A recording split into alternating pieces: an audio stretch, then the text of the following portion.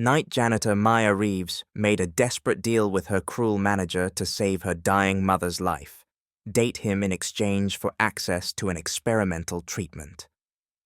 As his demands grow increasingly threatening, Maya finds herself trapped in an impossible situation. Will she ever escape this nightmare?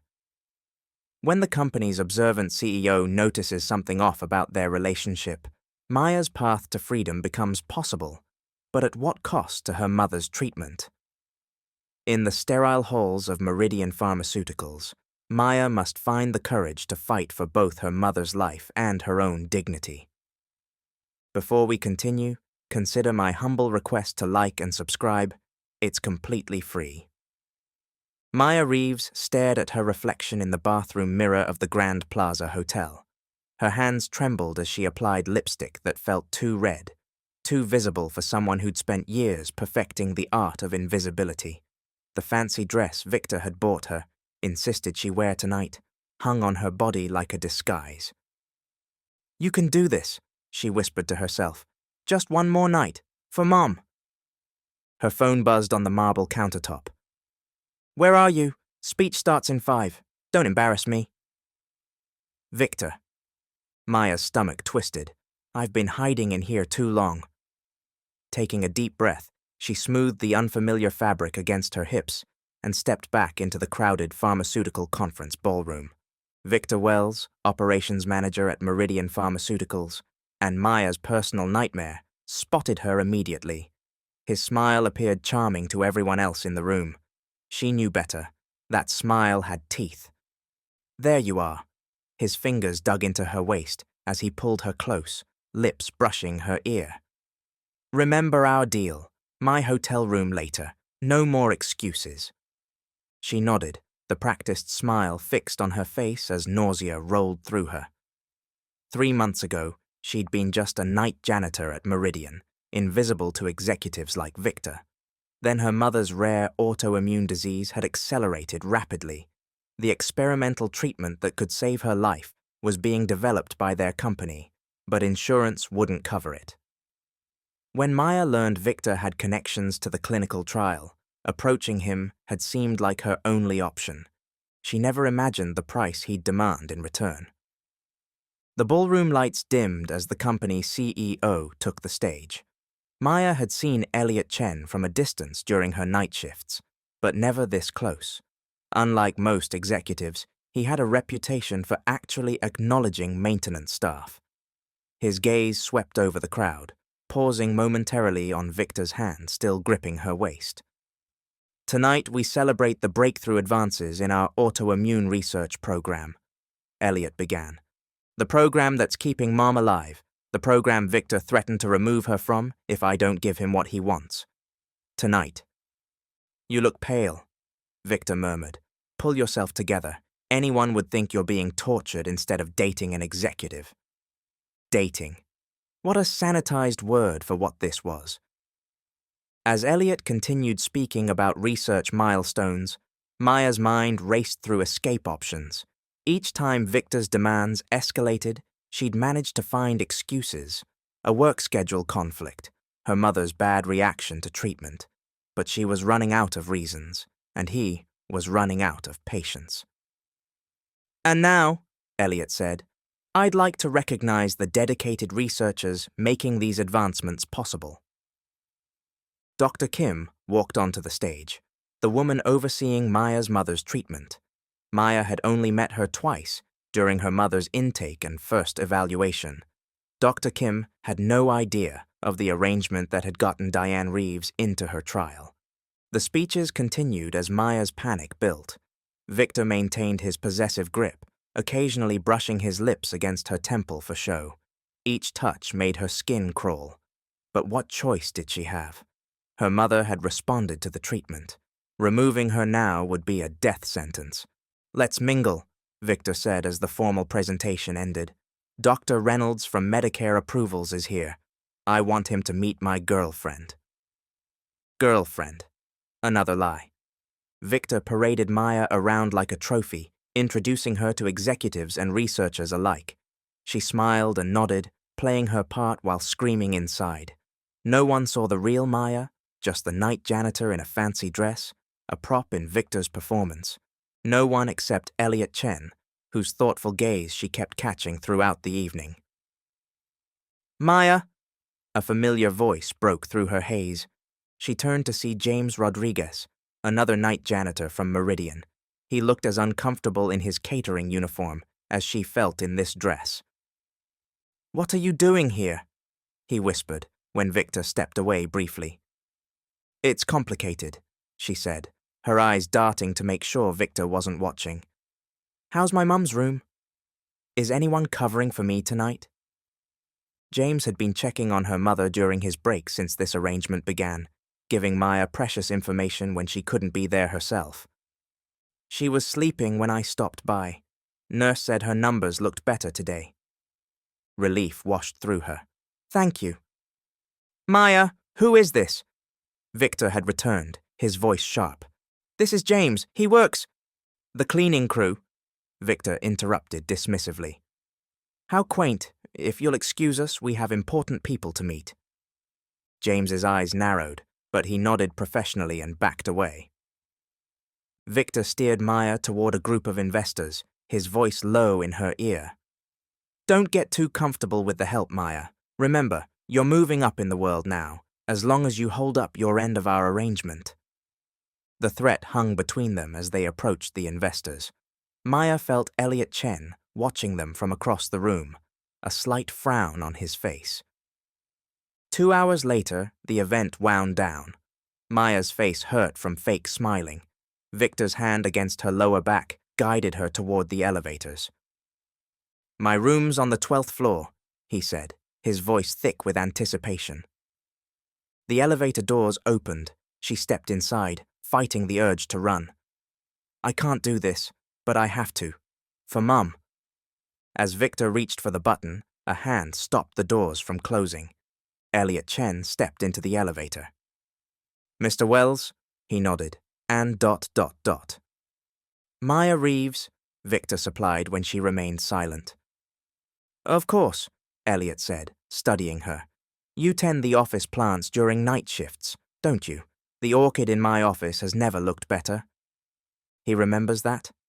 Months ago, she'd noticed his dying orchid and couldn't help nurturing it back to health during her cleaning rounds. "Thank you, sir," she managed.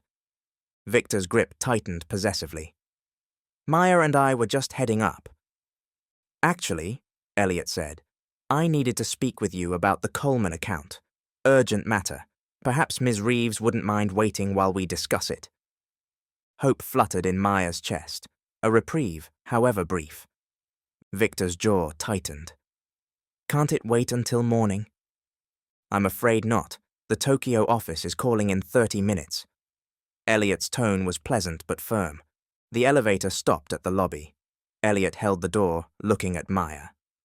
"Ms. Reeves, I apologize for the interruption to your evening." She stepped out, relief washing through her. "It's no problem." Victor's eyes bored into hers. "Wait in the bar. I won't be long." As the elevator doors closed, Maya caught a final glimpse of Elliot Chen's thoughtful expression. She had no intention of waiting. This unexpected reprieve was her chance to escape, at least for tonight. But tomorrow would come, and with it, Victor's rage, and her mother's treatment hanging in the balance. What am I going to do? Maya hurried through the hotel lobby, her heart pounding. She needed to get to the hospital, to see her mother, to remind herself why she was enduring this nightmare. As she pushed through the revolving doors into the cool night air, her phone buzzed with an incoming call. The hospital's number flashed on the screen. The hospital corridor smelled of antiseptic and fear. Maya ran past the nurse's station, still wearing the fancy dress from the conference, drawing curious glances from the night staff who were used to seeing her in jeans and a worn sweater. "She's stabilized, Doctor," Powell told her outside her mother's room. "But the reaction to this round of treatment was severe. We've contacted Dr. Kim." Maya peered through the window at her mother's sleeping form, suddenly small against the white hospital sheets. Diane Reeves had once commanded high school classrooms with her vibrant energy and sharp wit. Now her body was betraying her, cell by cell. "Can I see her?" "Briefly, she needs rest." Maya slipped into the darkened room, the beeping monitors creating a mechanical lullaby. She took her mother's thin hand, careful of the IV line. "I'm here, Mom," she whispered. Diane's eyes fluttered open, a weak smile forming when she saw her daughter. "You look beautiful. Hot date?" Maya forced a smile. "Just a work thing." "In that dress?" "You never were a good liar." Diane's voice was weak, but her eyes were knowing. "You've been working so hard, taking extra shifts, but something's different lately. You're scared." "I'm fine, just worried about you." "Maya." Her mother's fingers tightened slightly around hers. "Whatever you're doing, whatever this is about, I don't want you sacrificing yourself for me." Tears threatened to spill, if you only knew. "I'm not sacrificing anything important," Maya lied. "The treatment's working, that's all that matters." Diane's eyes drifted closed, fatigue claiming her. "You matter too." Maya sat beside the bed until her mother's breathing deepened into sleep. Only then did she allow herself to cry, silent tears tracking through her carefully applied makeup. Her phone vibrated, 10 missed calls from Victor, 3 threatening texts. Her temporary escape had only made things worse. A soft knock at the door made her hurriedly wipe her tears. Dr. Kim entered, clipboard in hand, looking surprised to see Maya in evening wear. "Ms. Reeves, I came as soon as I heard about your mother's reaction." "Is she going to be all right?" Maya asked, rising from her chair. "The reaction is concerning but not unexpected with this treatment protocol." Dr. Kim checked the monitors. "I saw you at the conference earlier. I didn't realize you were attending." As Victor Wells's latest conquest. "It was last minute." Dr. Kim nodded, her attention already returning to Diane's charts. "The trial is showing promising results, but we're having some funding challenges that might affect the timeline." Maya's heart sank. "What does that mean for my mother?" "For now, nothing changes, but I wanted to be transparent. The trial might need to scale back if additional funding isn't secured." Another blow, another reason she couldn't risk angering Victor. "I should let you get home, Doctor," Kim said. "Visiting hours technically ended 2 hours ago, but the night nurses know you. You can stay a while longer." After Dr. Kim left, Maya sank back into the chair, despair washing over her. She couldn't lose this treatment option for her mother, but the price Victor demanded was becoming unbearable. Her phone buzzed again, Victor again. She switched it off. "Rough night?" Maya startled at the voice from the doorway. Elliot Chen stood there, his tie loosened, looking less like a CEO and more like an ordinary man at the end of a long day. "Mr. Chen," she stammered, rising. "What are you doing here?" "I came to check on a patient in our trial who had a reaction." His eyes moved to Diane's sleeping form. "Your mother, I presume?" Maya nodded, suddenly self-conscious in the dress Victor had chosen, her makeup smeared from crying. "May I?" Elliot gestured to the chair beside hers. Too surprised to refuse, Maya nodded again. The CEO of Meridian Pharmaceuticals sat down next to her, his gaze thoughtful. "Ms. Reeves, Maya, I think we need to talk about Victor Wells." Her blood ran cold. He knows. "I don't know what you mean," she said, automatically. Elliot's expression was gentle but determined. "I've worked with Victor for 5 years. I'm familiar with his patterns. And tonight at the conference, the way he was with you, it didn't seem consensual or comfortable." Maya stared at her hands, unable to respond. Fear and shame warred within her. "How did your mother get into this specific trial?" Elliot asked quietly. "The waiting list is extensive." The direct question hung in the air between them. Maya looked at her sleeping mother, then back at Elliot. His eyes held no judgment, only concern. Victor expedited her application, she finally admitted, in exchange for companionship.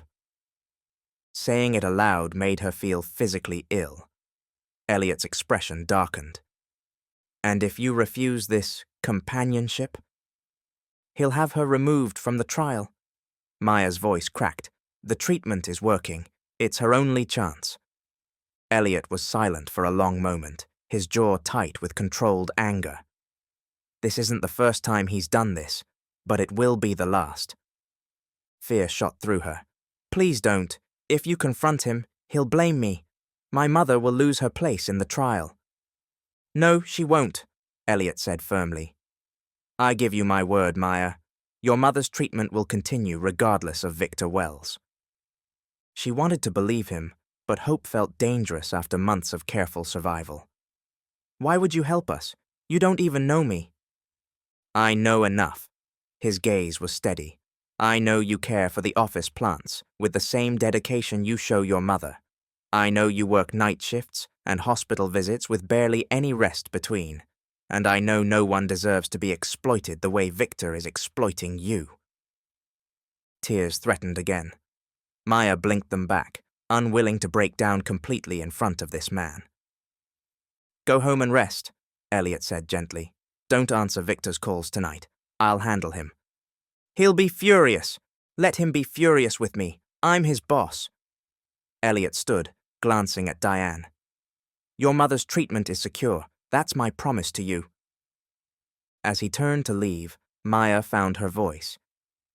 Thank you. Elliot paused at the door. You shouldn't have had to thank anyone for basic human decency, Maya. I'm sorry this happened at my company. After he left, Maya sat stunned in the quiet hospital room. For the first time in months, she felt something unfamiliar stirring in her chest. Hope. Maya arrived for her night shift at Meridian Pharmaceuticals the following evening with dread pooling in her stomach. She'd ignored all of Victor's messages and calls, spending the day at her mother's bedside instead. Now, as she changed into her cleaning uniform, she braced herself for the inevitable confrontation. James caught her by the supply closet. Maya, have you heard? Victor Wells got suspended. Her head snapped up. What? Security escorted him out this morning. Some big investigation happening. HR's interviewing people. James lowered his voice. Rumor is he's been pressuring female employees for years. Someone finally turned him in. Maya leaned against the wall, dizzy with relief. Elliot Chen kept his word. You okay? James asked, concerned. Fine, just surprised. She wasn't ready to share her own experience, even with James. The shame and fear were still too raw. Her cleaning route felt different that night. The executive floor, usually a space of tension when Victor worked late, now felt merely empty. As she approached Elliot's office, she slowed, noticing the light was on. She should continue her rounds, avoid any interaction. But gratitude pulled her forward. Elliot looked up as she hesitantly appeared in his doorway, his tired expression softening when he saw her. Maya, come in. She entered cautiously, still in her cleaner's uniform with the cleaning cart outside. The contrast between this and the fancy dress from the night before couldn't have been starker. I heard about Victor, she said quietly. Elliot nodded. It should have happened long ago. I apologize for that failure. Will my mother's treatment is secure, he finished firmly. I've spoken personally with Dr. Kim. Your mother's place in the trial is based on her medical need, not Victor's influence. Relief made her lightheaded. Thank you. You're not the only one, Maya. Elliot's expression was grave. We've identified at least 4 other women Victor pressured over the past 3 years. 2 left the company, 1 transferred departments. The 4th is still in accounting, afraid to speak up. 4 others. The knowledge that she wasn't alone brought a complicated mix of emotions. What happens now? A formal investigation, Victor will likely be terminated, and we're implementing new reporting systems and policies to ensure this doesn't happen again. He studied her face. I hope you'll consider giving a statement, but I understand if you're not comfortable doing so. Maya thought about the other women, about her mother sleeping in the hospital bed, about the crushing weight she'd carried these past months. I'll do it, she said, if it helps ensure he can't do this to anyone else. Elliot's smile was warm with approval. Thank you, that takes courage. Their eyes held for a moment too long. Maya broke the connection first, embarrassed by the strange flutter in her chest. I should get back to work. Before you go, Elliot reached into his desk drawer and pulled out a folder.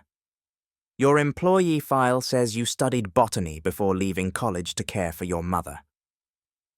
Surprised he'd looked into her background, Maya nodded. 2 years. I had to withdraw when Mum got sick the first time. Our research greenhouse needs an assistant. The position includes tuition benefits if you want to complete your degree. Maya stared at him, speechless. It's not charity, he added quickly. I've seen your work with the office plants. The head botanist reviewed your transcripts and was impressed. The position is yours if you want it. A real job, benefits, a chance to finish my degree. I don't know what to say. Say you'll consider it. He handed her the folder. The night shift will always need good people, but your talents are being wasted. Thank you. Maya took the folder, her fingers trembling slightly. I should finish my rounds. Of course. At the door, she paused. Why are you helping me? Elliot considered her question seriously. Initially, because what happened to you was wrong and needed to be corrected. But now, his expression softened. Because I see someone with enormous potential who deserves a chance to fulfill it. For the first time in months, Maya left work with something other than dread in her heart. 2 months later, Maya adjusted her lab coat and carefully measured nutrients for the experimental plants in Meridian's research greenhouse. Sunlight filtered through the glass ceiling, so different from the fluorescent lighting of her night shifts. Different, too, was the sense of purpose in her work, using her knowledge of plants to contribute to research that could help patients like her mother. Her mother, who was now in stable condition and responding well to the treatment. Maya, can you check on the Artemisia hybrids? Dr. Patel, the head botanist, called from across the greenhouse. They're showing interesting compound development. On it, she replied, making notes on her tablet. She still worked nights occasionally. Her greenhouse position was part-time while she took classes, but her life had transformed in ways she couldn't have imagined that night at the hotel. Victor Wells had been terminated after the investigation uncovered a pattern of misconduct spanning years. Maya had given her statement, finding unexpected strength in telling her story. The other women had come forward too, creating a solidarity that helped ease the shame and isolation. Thought I might find you among the plants. Maya looked up to see Elliot Chen entering the greenhouse. Despite his casual tone, his visits were never truly casual. As CEO, his time was valuable, yet he regularly made appearances in departments throughout the company, a change in leadership style he'd implemented after the Victor Wells incident. Mr. Chen, she acknowledged with a smile. Elliot, please, after everything, I think we can move past formalities. She nodded, still getting used to the idea of being on a first-name basis with the CEO. Elliot, then. He moved closer, examining the plants she was tending. How are your classes going? Well, I'd forgotten how much I enjoyed learning. She'd enrolled in night courses to complete her botany degree, her tuition covered by the company's education program, another policy Elliot had expanded. And your mother? Better each week. The doctors are optimistic. Their conversations typically followed this pattern, polite, professional, with an undercurrent of something neither acknowledged. Maya was still healing from Victor's exploitation. Elliot seemed to understand her need for space and time. I have news about the trial, Elliot said.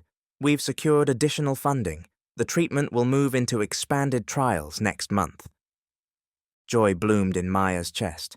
That's wonderful. More patients will have access. Your mother will continue receiving treatment, of course. He paused. I wanted to deliver that news personally.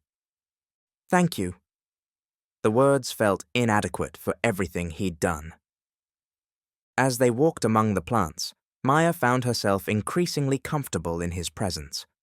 Unlike Victor, who took up all the space in a room, Elliot had a quiet confidence that put others at ease. I'm hosting a dinner next week, he said suddenly, for the night crew, to thank them for their work and hear their perspectives on improving company culture. Maya looked at him in surprise. That's unusual. Perhaps it shouldn't be. His expression was thoughtful. Victor's behavior went unchecked, partly because our company operated in silos. Day staff, night staff, executives, maintenance. Those divisions created blind spots. And you're trying to fix that with dinner? It's a start. The corner of his mouth lifted. I was hoping you'd come. You bridge both worlds now. Maya considered his invitation. Months ago, being asked to dinner by an executive would have triggered alarm bells, but Elliot had proven himself different in every way that mattered. I'd like that, she said finally. His smile reached his eyes. Good. As Elliot left, Dr. Patel approached with a knowing look. The CEO himself checking on our humble plants. Again. Maya focused on her seedlings, ignoring the botanist's teasing tone. He's taking a more hands-on approach with all departments. And he just happens to visit when you're working. Heat rose in Maya's cheeks, but she didn't respond. Whatever was developing between her and Elliot, friendship, respect, possibly something more, needed time to root properly. After Victor, she'd promised herself never to rush into any relationship, especially one with a power imbalance. Yet she couldn't deny the warm feeling that lingered after Elliot's visits. Her phone chimed with a text from the hospital. Her mother was being discharged tomorrow, another milestone in their journey. Maya looked around the greenhouse, at the plants thriving under her care, and felt a parallel healing in her own life. New growth required the right conditions: light, nutrients, time, and sometimes the removal of toxic elements. For the first time in years, Maya felt herself flourishing. 6 months after that night at the hotel, Maya stood in the community room of Meridian Pharmaceuticals, watching as current and former patients from the autoimmune trial shared their stories. Her mother sat among them, still thin but with color in her cheeks, and animation in her hands as she spoke. The treatment gave me back my life, Diane was saying to the small audience of researchers, executives, and medical staff. But it was my daughter who made it possible. Maya smiled at her mother's praise, though no one in the room, except Elliot, knew the full truth of what that had entailed. The patient symposium had been Dr. Kim's idea, bringing together the research team and the people they were helping. Maya had helped organize it as part of her expanded role at Meridian, now working full-time in the research division while finishing her degree. Your mother looks well, Elliot said, appearing beside her at the back of the room. She's teaching again, part-time, but it's a start. They stood comfortably together, watching the proceedings. Their relationship had evolved gradually over the months, professional respect deepening into friendship, and recently, tentative steps towards something more. Last week, they'd had dinner together, just the two of them, not as CEO and employee, but as Elliot and Maya. I have something to show you after this, he said. When the symposium concluded, Elliot led Maya to a part of the building she rarely visited, Executive Row. But instead of going to his office, he took her to a previously empty corner space with large windows. The room had been transformed. Plants filled the space, flowering specimens, medicinal herbs, and rare botanicals. A small research station occupied one corner, with state-of-the-art equipment for plant analysis. Maya stared in wonder. What is this? Our new Botanical Medicine Research Initiative, Elliot explained, watching her reaction. Exploring plant compounds for autoimmune treatments. The board approved it last week. She moved through the space, touching leaves, examining the setup. It's amazing. We need someone to lead it. Elliot's gaze was steady. Someone with botanical knowledge, research experience, and personal understanding of the need. Maya's breath caught as she realized what he was offering. Me? But I haven't even finished my degree. You will, and you have the perfect combination of skills and perspective. He stepped closer. Say yes, Maya. She looked around the beautiful space, thoughts racing. From night janitor to research lead in less than a year. It seemed impossible. What will people say? About my qualifications? About us? The question acknowledged for the first time the growing connection between them. The qualification questions are easy to answer with your academic record and work in the greenhouse, Elliot said. As for us, he took her hand gently. That's separate from any professional decisions. Whether you take this position or not, I want to explore what's developing between us, but only if and when you're ready. Maya thought about the journey that had brought her here, the desperate deal with Victor, the night Elliot had found her in the hospital, the careful months of healing and growth since then. I am ready, she said, squeezing his hand, for the position and for us to see where this goes. Slowly, his smile was worth every difficult moment that had led to this one. Slowly works for me. As they stood surrounded by plants and possibility, Maya felt the final pieces of her old fear falling away. She had faced the worst and survived. Now, with her mother healthy, her career blooming, and a relationship based on mutual respect beginning to flourish, she understood something important. Some plants grew stronger after being pruned back. Some people did too. Later that evening, Maya sat with her mother in their small apartment, sharing the news about the research position. I always knew you'd find your way back to plants, Diane said, pride evident in her voice.